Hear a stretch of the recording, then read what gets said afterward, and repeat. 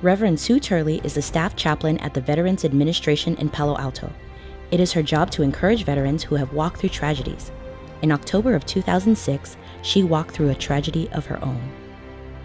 My only child, Keith Jesse Moore, at age 28, decided that he wanted to serve his country, and he joined the Army. Their mission was to go out 8 days at a time at a checkpoint and either be in the Humvee watching for snipers or being at the checkpoint patting down the locals. She knew Keith's assignment. What Sue didn't know was Keith's plight.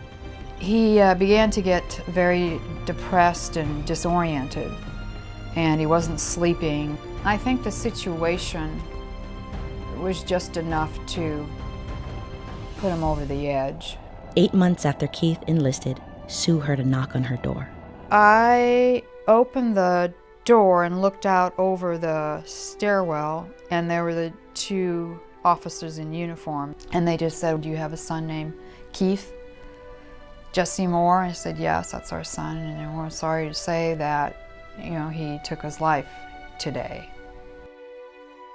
I just couldn't handle it, and once it sank in, I just started screaming.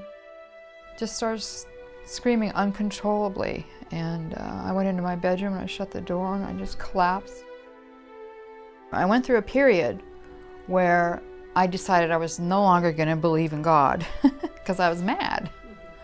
I was mad that God took my son, and I thought, well, if God can intervene in our lives, and if there is divine providence, then why did he not intervene and save my son? It is a question she had heard many times as a chaplain.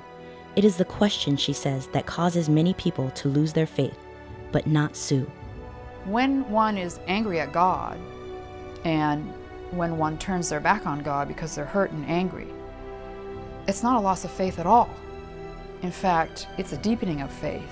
We're in relationship with God no matter what we're going through, and God wants our anger, God wants our shame, our grief, our pain.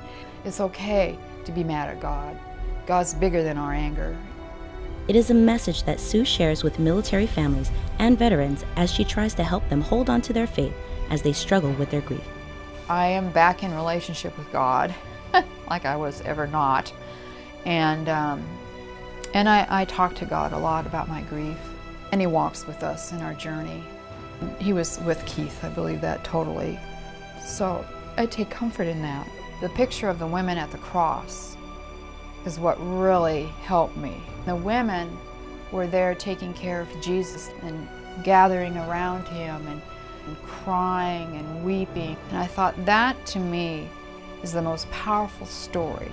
That in the midst of the horrible physical pain and mental agony, that people of faith gather around you and make sure that you will resurrect out of this moment of just too much pain for any human being to sustain.